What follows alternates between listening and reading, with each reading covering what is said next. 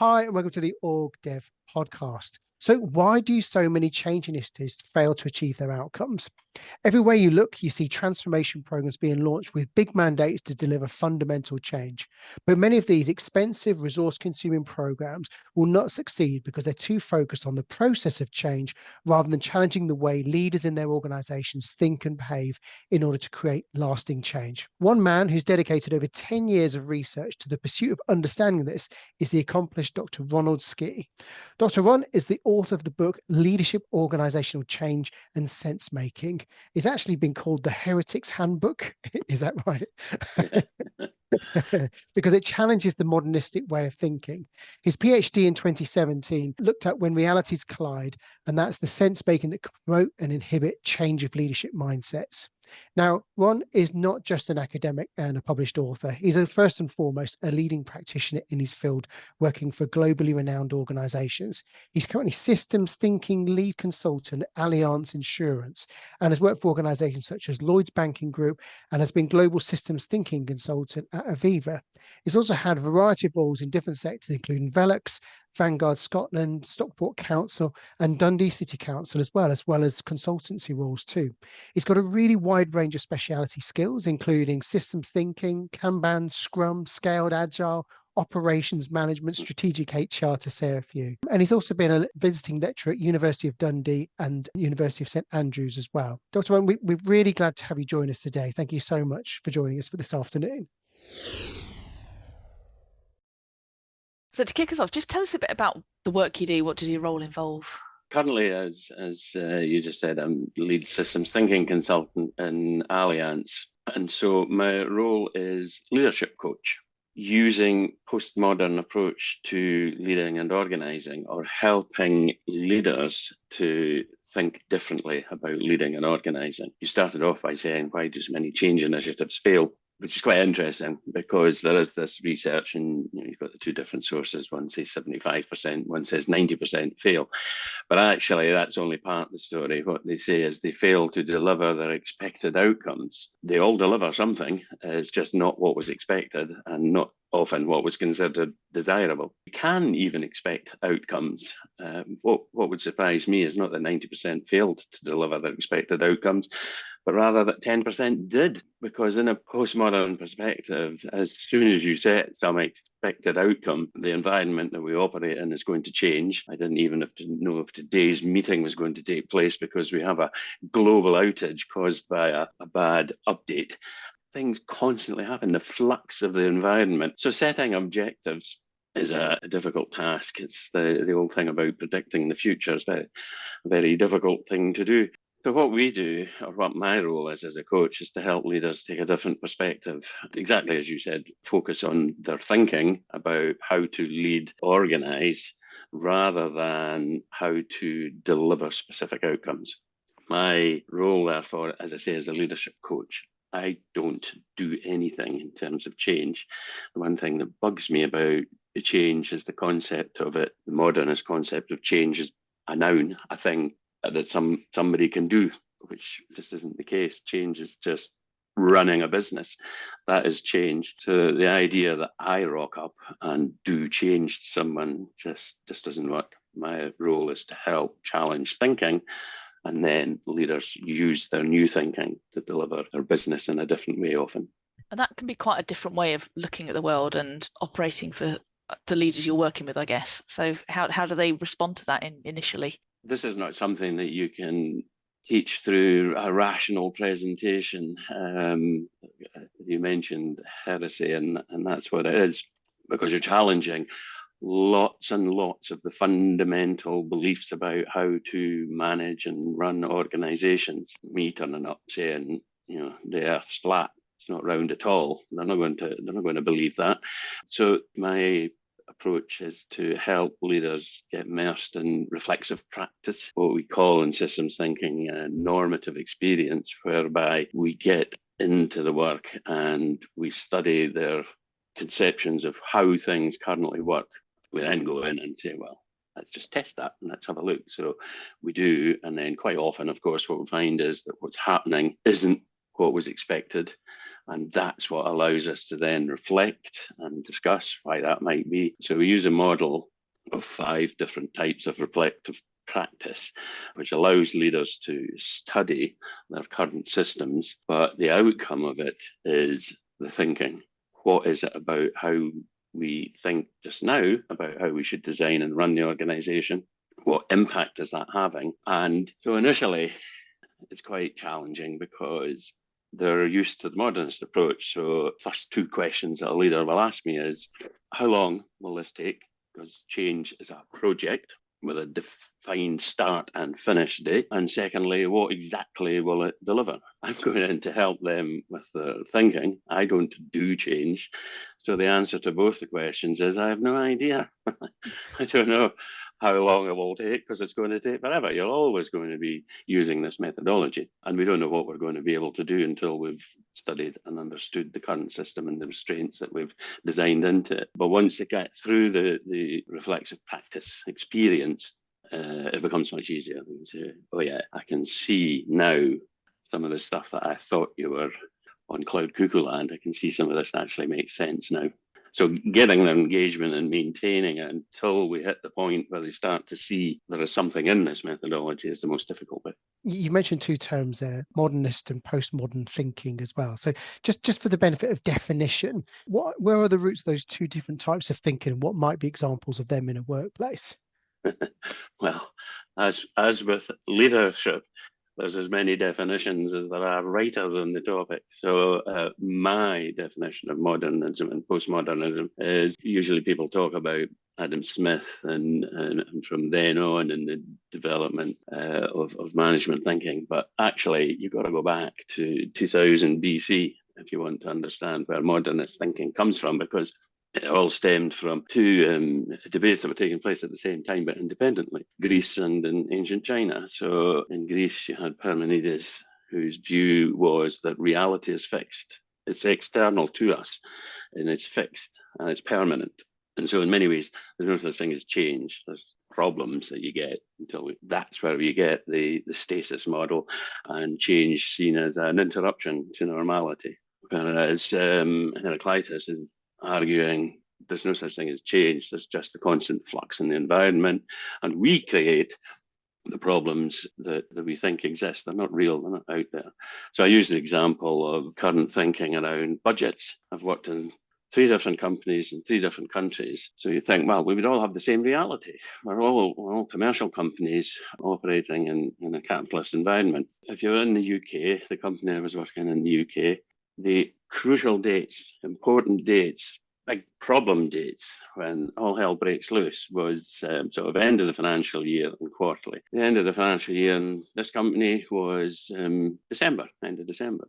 So you can imagine at the end of the year, it's a really important date. Everybody's focused on that problem. And then March and so on. I worked in another company where the financial year ran from April. In one company, everybody's focused on this reality of December being the key day, where you've got to get everything done for the end of the year. And another company said, well, no, it's not really all that important. We've got till April. That's the important date. And then I was operations director for a Danish company. They worked on trimesters. So instead of quarters, they were working on every 4 months. So they were working on days like a day in May. This was the important day. Everything has to be fixed. And that's just another day for the other 2 companies. So the point is we create what's important. We create the reality that we operate in. We've gone with a philosophy of change and leadership, not as activities, but as things. And so you have leaders and you have change projects, etc. In the postmodern thing,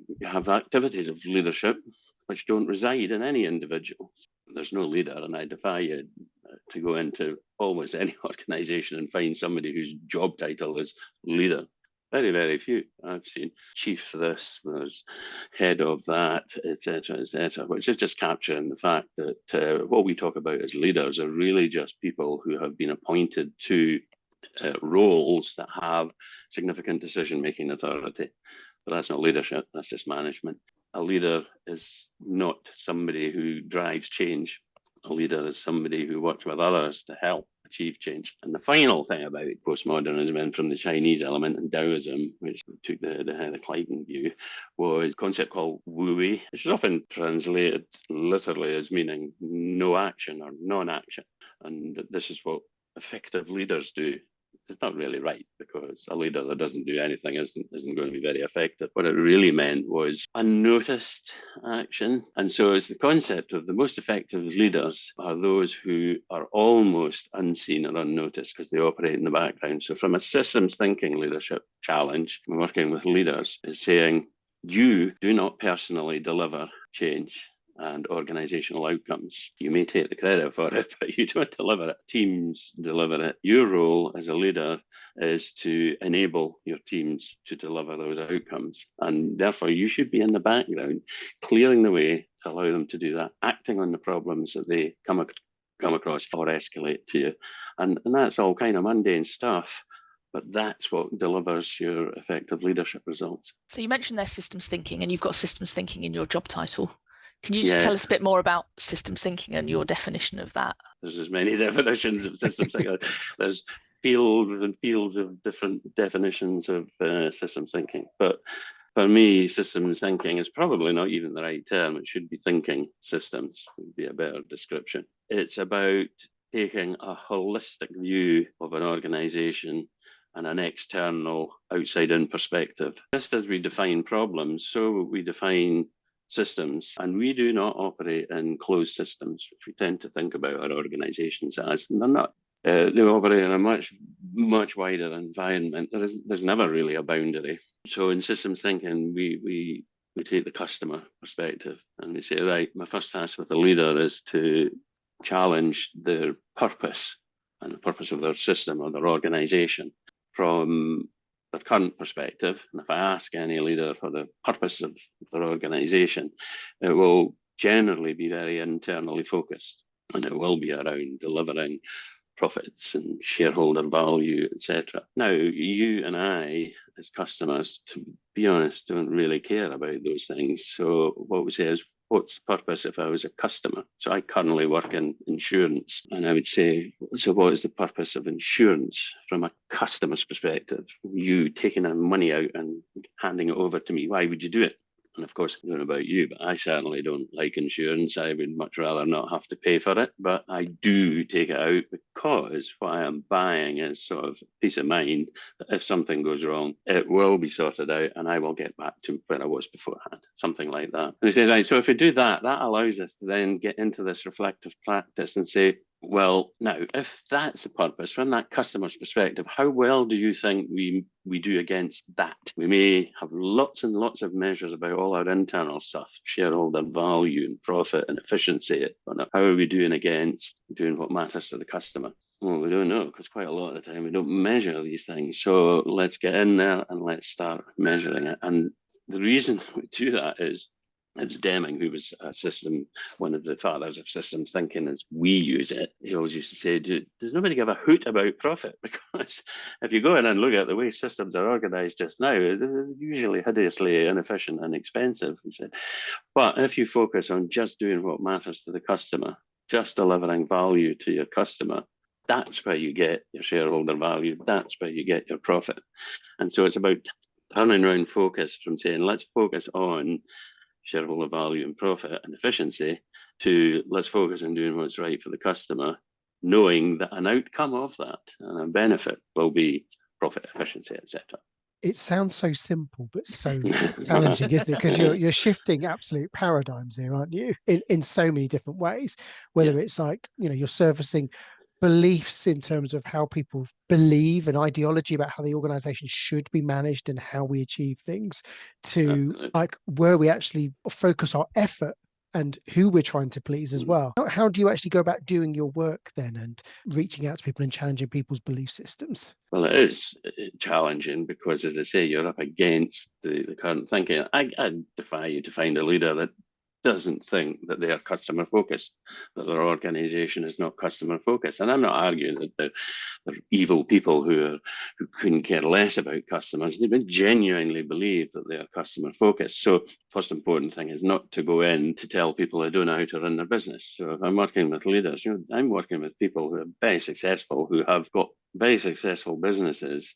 And so me rocking up saying, you know what, you don't know how to run your business isn't going to get me very far. So it's about acknowledging that there is success in what we're doing, and is there opportunity for greater success? And they say, well, yeah, but how? And I say, well, let's try taking a different lens. If you look at something through one lens and a different lens, you can see things slightly differently. And so I'm asking you to sign up to try something. Now, in sense making, that is, I did for my PhD, there's 9 different elements, and one of them is cognitive dissonance. And really what I'm trying to do when I initially engage with leaders is get something called commitment compliance. Now, in terms of cognitive dissonance, if I said, chief executive in one organization said to me, go in and do systems thinking to this area. They're a pain in the backside and I need them sorted out. Now I'm going to tell them, the leader, the chief officer in this area, that they will work with you and they must do what you say. Against my better judgment, I went along with that, and it was a complete and utter disaster, because from a cognitive dissonance angle, what you had was somebody who was in forced compliance.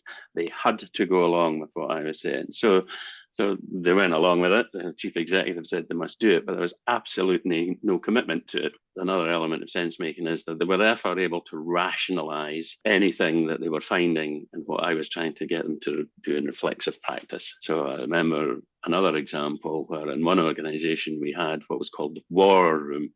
We were in a desperate situation. We needed to get a radical rethink of the structure of the organization. So we got a team together and we collected masses and masses of information that just shows how bad and how inefficient and how unsuccessful the current setup was. Put it all up on a wall and then said, we're going to take the leaders in and show them this, and it will shock them into thinking this has got to change. It didn't. What it did was it absolutely reinforced their current thinking, and they rationalised it because it was too much of a shock. And said, no.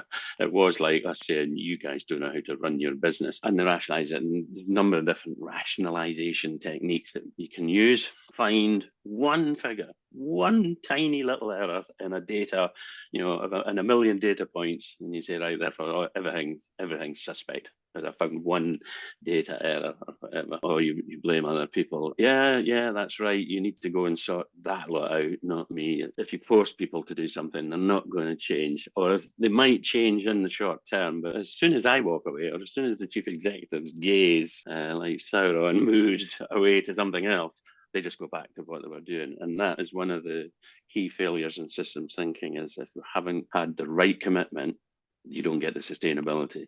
And it just reverts back to old ways of thinking. So what you need to try and get is a combination of what's called forced compliance, in which case I'm trying to use my credibility, almost like in a laboratory situation, the white coat and the stethoscope, etc., saying, I want you to engage in this experiment with me. And okay, well, you are the expert here, and I will agree and go along with it. So as a consultant, I'm trying to build up enough of a relationship with leaders and credibility with leaders for them to say, you're credible, you're believable. I'm not convinced, but I'll go along with you and engage and do some study. And it's a fine line, because instead of forced compliance, they have agreed to cooperate with it. And so you can't rationalize it away as, well, I was forced to do it. You chose to engage with it. And then as they start to find stuff, it's less easy to rationalize it.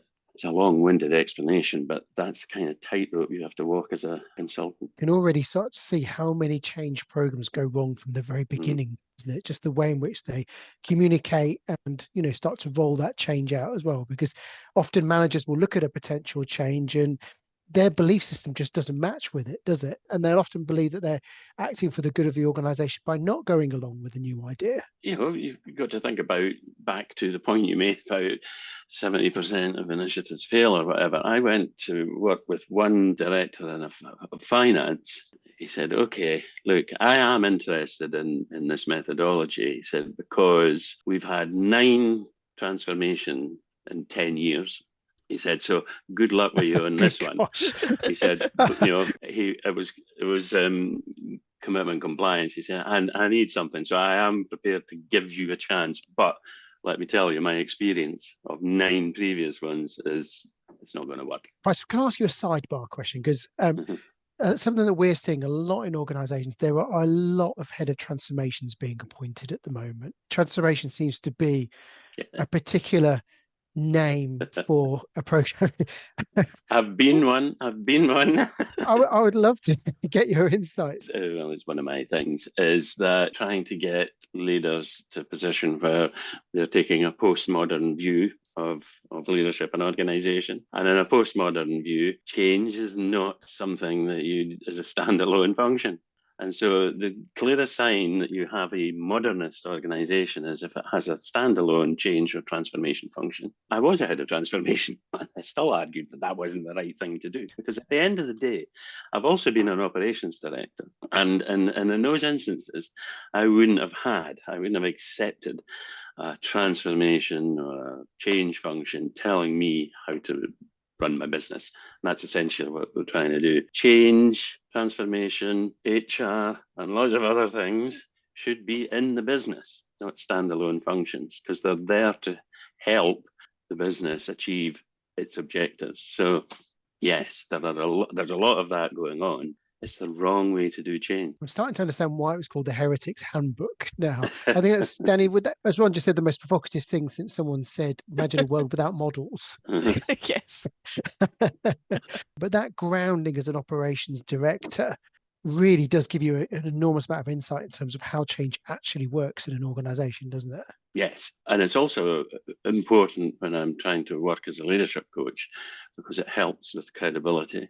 Because the first question is, well, have you done this? Have you run an organisation? Do you know what it's like? You know, the pressures I'm under, etc. Well, yes, I do. I have done it, and I have results. So that helps. What was your journey to your career now? You've had so many interesting things along the way, but what has got you to this particular point now where, you're an accomplished author and you're sort of leading the way in systems thinking?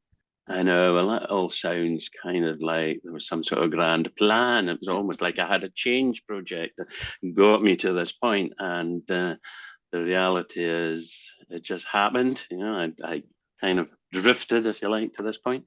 I started off a long time ago, went to college to do business studies. Got engaged in the student union and student politics.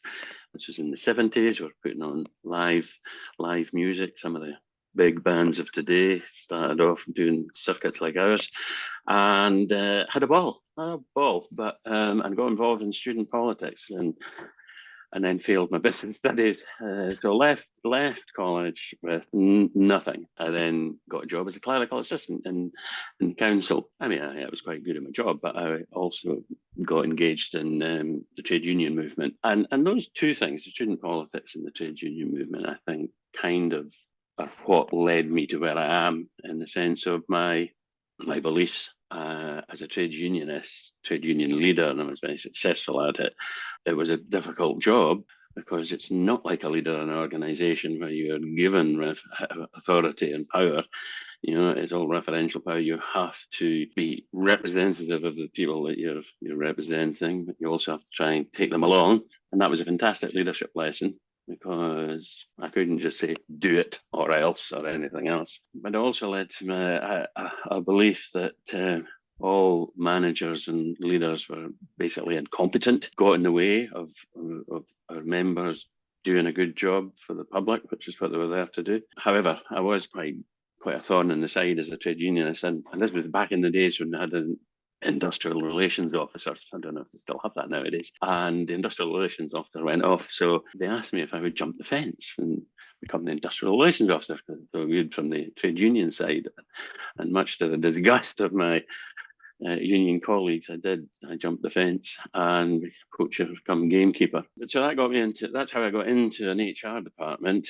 Then went and did another qualification, a diploma. I did training in development, and then went on into the masters in HR. But I still had that same view that there was a problem with the way we led organisations and designed the organisations. And what do organisations and unions get wrong? Because potentially it can work, can't it? But many times it doesn't work. Like, what are the ingredients of a successful kind of organisation trade union relationship, do you think? Well, I always said, as a trade unionist, I always said to leaders, look, you get the trade union, you did that. I said, if you were a good leader, I wouldn't need to be doing anything. I'd almost be like insurance is to our customers now. I'm only there as a safety net, and you wouldn't see much of me if you did a good job. So if you allowed people to do a good job, if you recognized them for doing a good job, and if you just focused on getting out of the road and letting them do it, but no, you insist on trying to micromanage them and getting away, set up rules, etc. I'm still a strong believer in trade unions because they are absolutely there to defend things that need to be defended. But my argument still exists that they're only as active as you make them from a leadership perspective. So I couldn't really articulate particularly what it was. I just knew that there was a problem about the way we approached the design and running of organizations. And that was when, just as part of my own development and interest, I got involved in the Deming network and met a lot of systems thinkers. Came across John Seddon and Vanguard, who it was quite interesting because there was a Deming forum and people were saying, well, this is a very difficult thing and really we will never understand systems because get into the systems world, you can get people say you'll never be able to understand a system. And John said, he was doing a presentation, he said, well, that's all fine and well. He said, but I'm working with leaders who are saying to me, yeah, great, but what do I do differently on Monday morning? Because, I haven't got 20 years to learn about systems thinking. So he was very active in developing a systems thinking model that I still use today. So that triggered my interest and allowed me to start kind of articulating, rather than just saying managers are hopeless. I think the Deming thing is, he talks about 15%. He said 85% of the performance that you get out of the system comes from how you have designed the system. Only 15% is a people issue. And yet we've got HR departments and people management that try to manage 100% of the people. And he was making the point, well, just focus on the 15 that are a problem and let the 85% get on with it. And I think that was the same with leaders as well. They weren't all incompetent. That was a wrong perspective that I had. 85% of them were a result of the system, leading in the system, because they are a product of the system as well. All leaders, even the chief executive, are a product of a system. 15% of them are numpties and need sorted out. That was what got me interested. I moved out of the industrial relations side into organisational development and started using the systems thinking methodology. I worked alongside consultants from Vanguard to help me learn how to use the methodology with leaders. We delivered some stonking results and that got attention. It's always good when you can get evidence that a new type of thinking can deliver results. So that gets curiosity. So we had more results. That led to me being approached and moving into the private sector, being the operations director for Velux, which is a company that has for a long time been using systems thinking, delivering outstanding customer service. And guess what? Outstanding financial results as well, because they got the concept right. So I was brought in because of my systems thinking, which was quite an interesting example. But having 20 years in local government to then become an operations director in a world-leading window manufacturer, there's a lot of people saying, "What were they thinking?" It's just a strange appointment, but I wasn't there because of my technical knowledge. And this is the thing, we often promote leaders because of their technical expertise in an area, when actually that's not what's needed. What's needed is their leadership expertise. And in my case, it was systems thinking leadership.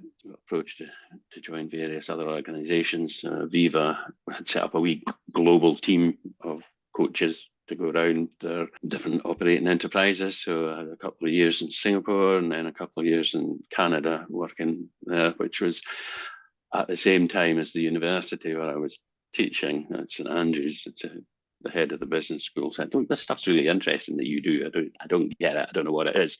But have you thought about doing a PhD into it?" And that's what I drifted into that as well. I hadn't thought it's just something that I want to do.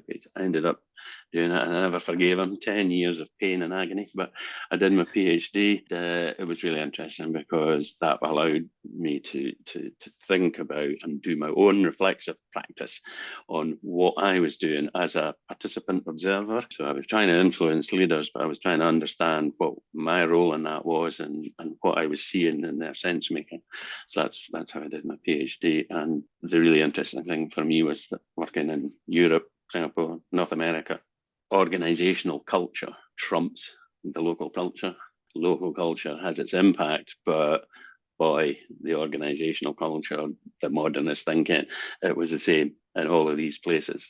The same thinking, the same structure, the same problems, and the same challenges.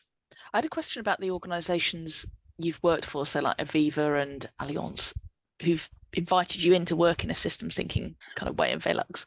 Where does that come from in that organisation? Is it in a particular individual? Is it something about the way the organisation is set up that means they're kind of open to working in that way? Well, it's a good question, but I mean, I joined these organisations because they were already on a systems thinking journey and they wanted some expertise to help as the interest in that grew.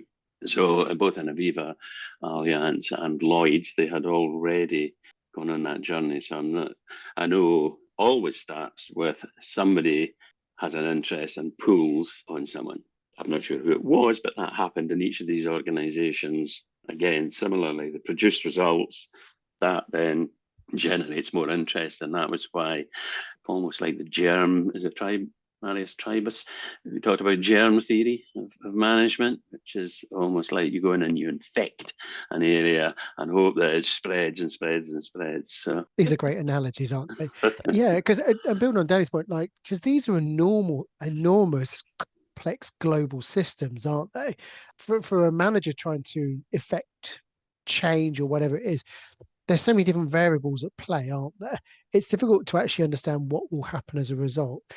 How do you even begin to think about all the different influences that may or may not get in the way of a change program? I mean, it's spot on. The bigger the organization, the more challenging it is. From a theoretical perspective, of course, what you would do is you say, well, you start at the top of the whole system. So you go in with Aviva, the chief executive, and you look at it across the globe and say, right, have we got this right as an organization? Well, your chances of getting in any organization that size and doing it is just zero.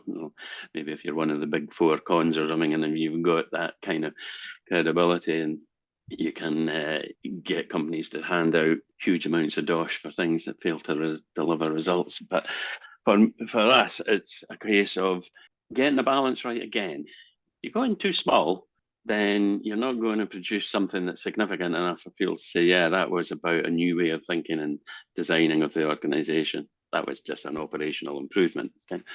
So if you just go for low-hanging fruit, it's not going to work. So you have to get leaders that have their arms around a big enough area of the system to demonstrate that, like, it's a business methodology and it's a way of thinking at a business level that then starts to get interest in other areas of the business. But if it's too low down or too small, then you'll not even be able to deliver the results, because if you're trying to deliver systemic improvement, but you're looking at this area of that side of a system, well, you're not going to be able to do it because all the problems are happening outside the area that you have defined as the system. It's not the system. And that's often the first discussion that we have to have. So if a leader says, right, I'd like to work with you, or you help me look at an area, and say, well, what are you looking at? And sometimes I have to say that it's too narrow.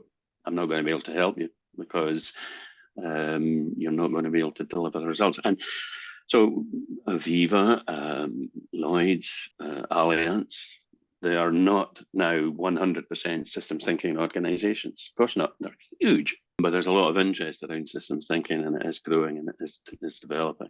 And what do you enjoy most about your role? It sounds challenging, going into challenging places. You're guiding people. You're coming up against. What do you find most enjoyable? It is seeing people develop and change their way of thinking. I mean, I think I'm going to ask anyway about kind of what's a success measure, which is quite an interesting point. It's linked to this because what I'm not delivering change. I could say what I like is seeing the fantastic results that I deliver. Well, I don't deliver anything. The leaders and the teams that I work with, and this is really important because I can't coach the leader on their own to change a system. Because if leadership is about understanding that, in fact, most of the time you're not a leader, it's your whole system. We have to work together with a whole team.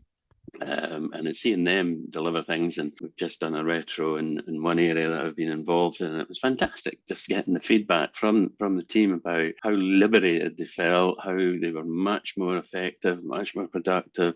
They were able to do value work rather than all the nonsense that they were being involved in before. So just that enthusiasm, and to get that from the whole team and from the leaders saying, "Oh yeah, this is definitely much better." That's what I like to see. I like to claim that all the results they delivered were mine as well, but they're not. And you mentioned retrospectives there, for example. It's means and ends as much as anything. But what are some of the approaches or tools that you really enjoy using? And it's just something that you find really useful in different settings. I do a guest presentation on systems thinking, another tool for change agents. And spoiler alert, the answer is no. It's not really tools, it's methodology and it's principles that we just ask people to adopt, and then they develop the methods and the tools that they use. Having said that, the systems thinking methodology is great, and it does have a simple model, which is study, experiment, then act. Again, sounds terrifically simple and obvious, but I challenge you to go into any business and ask frontline staff in that model, study, experiment, act. What is your experience of change? It's always act, because somebody just tells us that we're changing the way we do things. And that's the model, because why would you involve them in it? Whereas what we do is we start the study and we pull the whole team from across the system, a representative sample of people, top to bottom, left to right, horizontally, that have all the experience of the system, and we study it and we reflect on what we're learning. We pull out the system's conditions that leads to the thinking. That's why it gets uncomfortable for leaders, but they're engaged by this point anyway. And then it's safe change, because we say, right, okay, having done this, we can now focus on just doing the value steps. Let's experiment doing that. We have a hypothesis that if we just do these 5 steps instead of these 100, that we'll get better results for the customer and for the organization. Traditionally, of course, we'd say, right, that's it, roll it out across the whole organization. No, what we'll do is we'll feed some business through it. We'll set up a new business model, feed business through it, get the data, demonstrate that is workable and scalable, and then start to roll more people in so that they get the same normative experience. They understand why we're changing things, not just do it differently. So I love it. I think it's a great, simple model, and it's really effective when you see that working. But there's lots of other ones as well. I think Kanban's a very effective tool, and critical chain. I'm just loving the words hypothesize, study, reflect. It's very great. And of course, leaders are very busy people, so often they say, we've not got time to do all of that kind of stuff. So that's part of the debate you have to have is, okay, I'm happy to work with you, but sometimes a leader will say, right, it's great, I like the sound of that. Can you go and work with that team, please, and deliver it? You have to know the leader well enough, but I might joke with them and say, are you resigning? No, why are you saying that? Because you seem to be asking me to take on your role. You need to lead it. I haven't got time to do that. Yeah, you have to make a choice then. Have you got the time not to do it? There is a commitment that has to be made. So is that the most challenging aspect of the work you do, or is there's something else that you find really challenging? Initial setup is really important. What is it your expectations are of working with me? And we need to get that clear, because if it's delegate me to go and sort out a change, that's not going to work. Have you got the time to commit to do this, and have you got the will to do it as well? A big challenge is getting a team together, because although this is a safe methodology and it produces the results, it's the sort of the curve, whereas you've got a dip in performance because you take a team out and maybe for 6 weeks they're not doing any work because they're studying the system. Performance dips. Then you start experimenting. Well, you've got to learn. You test the first one, we reflect on it, take the second one. So they start to get better and better. And then it shoots up in their product. The challenge is getting a team together, getting the time, maintaining their commitment as they're in this depressing slump. Because after 5 weeks of study, they're like, oh my God, are we never going to finish this? And it's depressing. And one dangers is that you can, at the end of the study period, just sit back and admire the problem. Well, look at that, sis. Imagine that. Who on earth is responsible for that? And that's not the purpose of this.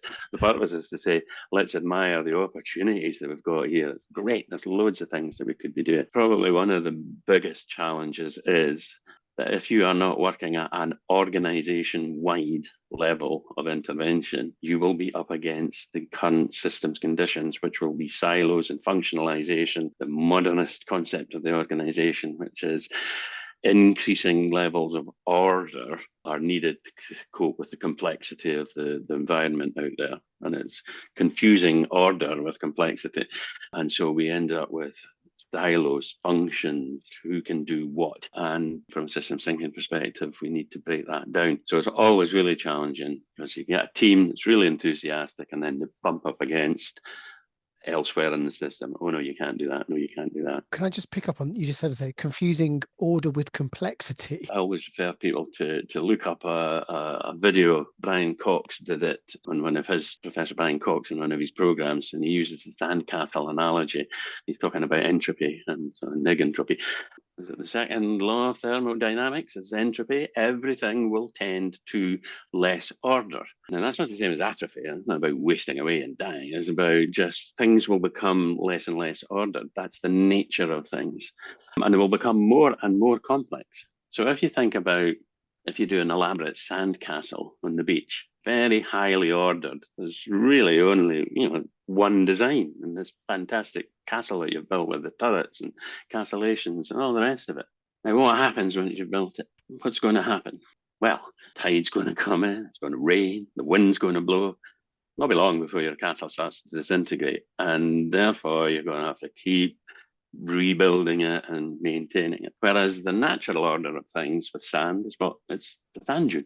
Now, these are infinitely complex. There's an almost infinite number of ways that a sand dune can be organized, and it's still a sand dune. There's only one way you can organize a castle. Sandcastle is very high order, only one way you can do it, no complexity because there is only one, whereas a sand dune's infinitely complex, very little order, and that's it. Now, I like thinking about organizations that way. We build fabulous sandcastles, functions and silos and departments all over the place. And the first thing that we do, and the first learning that you tend to see when you take leaders and teams through it is, well, let's just map that. And then, remember, we're taking this from a customer's perspective. What does that look like to the customer?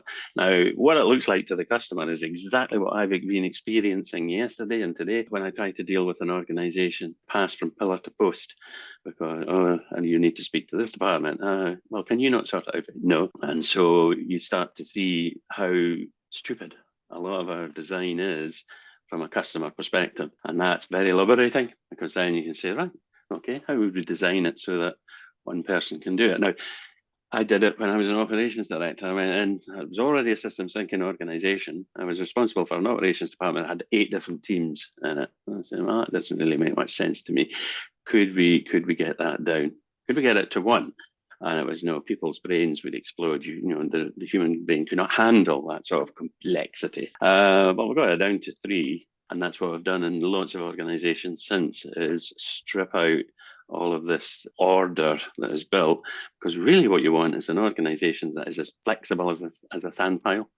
Just as the environment changes, no problem. Well, we move with it. And John said and uses the phrase, which I always remember, because the first thing that will happen at the end of a presentation for study is or experiment is, right, well, we need to capture that now. We need these new policies. We need another design document. We need that. And John said, well, no. If you codify, you ossify. He said, because as soon as you've written it, as soon as you've chiseled it into stone on the wall, it's going to be out of date. What have been some of the biggest lessons learned so far in your career?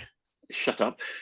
My temptation is to jump in. And if you want to be effective as a coach, that's the worst thing you can do. And active listening. I got some fantastic coaching when I was on the start of my career about the ability to actively listen, not just sort of shut up and look at somebody, but try and get underneath what they're saying, why they're saying it, where that might be coming from. The other thing I have learned, and I now badger all the people I work with about, is not solutionizing. Easiest thing in the world is to look at something. I know what you need to do to fix that. I never do. As we get into working with a team and leaders and study, that's the first thing that they will start to do. First time they see something that doesn't look right. Oh, well, we could do this. And say, no, we're not going to solutionize. You're not allowed to do that. Yeah, I learned a lot about listening, about not jumping to conclusions and solutionizing. But also, I think the biggest lesson is learning when to say no. And that's difficult when you're an internal consultant. As an external, I guess it's difficult because you're turning down money, but you can walk away and say, no, you're not serious about this, or you're not committed. It's more difficult if you're on the payroll, but you still have to be able to do it and say, no, this methodology works, but only on certain conditions. Where are you investing your time in terms of your own learning and development now? What's sparking your interest? Following the PhD, I was asked if I wanted to write a book on it, which I did. That was obviously not a bestseller because I'm still working, but it was an academic text, and I've then contributed to another text. My interest is following up on some of the themes that I explored, because as soon as you've written a PhD, the next week you think, oh my God, I've missed this, or I could have been doing that. So I'm just following up on the sense-making elements of things. And then last question, what advice would you give somebody who is interested in kind of moving into kind of a systems thinking field or this type of work? There's two things. First of all, is try and get a bit of experience.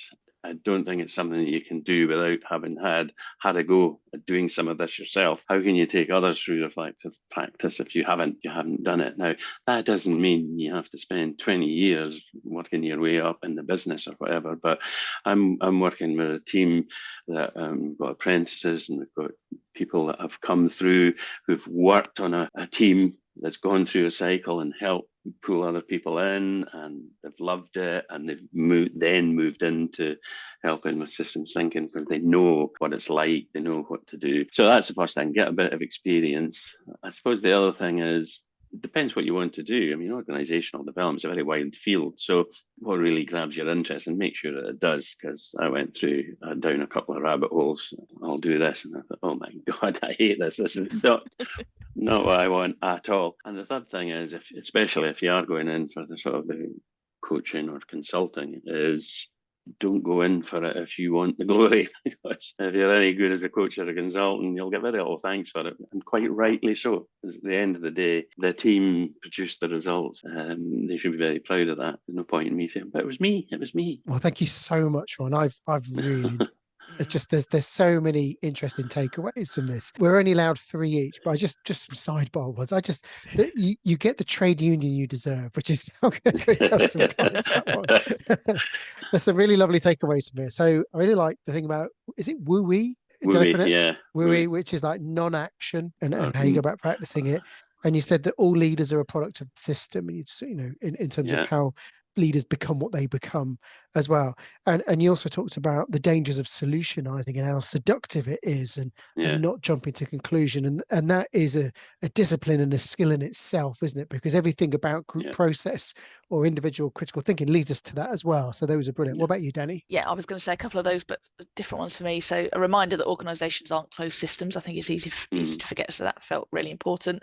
That change, transformation, HR shouldn't be standalone things. They need to be in there, part of the system. The reminder that, have you got the time not to do it? So if we're thinking this is going to take too much time, I don't have time to do it. Really challenge people. Have you got the time not to do it? And lastly, I love the bit about admiring. Don't admire the problem. Don't spend your time admiring the problem. Spend your time admiring or thinking about the opportunities, because it is really, really tempting, isn't it, to sit back and go, oh, look at this. This is awful. Look at the problem we've got. So but then what? Brilliant. Well, thank you so much for being so generous with your time and your expertise, and all these wonderful lessons that you've learned along the way as well. If people want to follow your work, or if they'd like to connect with you, what's the best way for people to do that?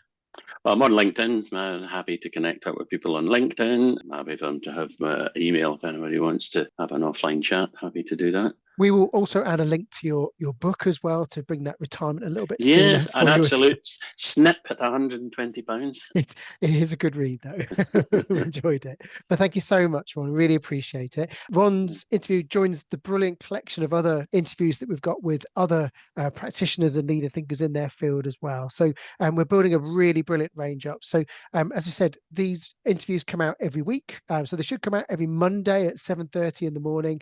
And the audio version comes out every Friday at 12 o'clock. Danny, is that right? About 12, yeah. About 12. But if you subscribe to our Buzzsprout channel or our YouTube channel, they'll be notified when every new video or podcast is launched as well. So thank you again, Ron, for your time. We've really enjoyed it. We hope everyone who's been tuning in today has enjoyed it. Thank you.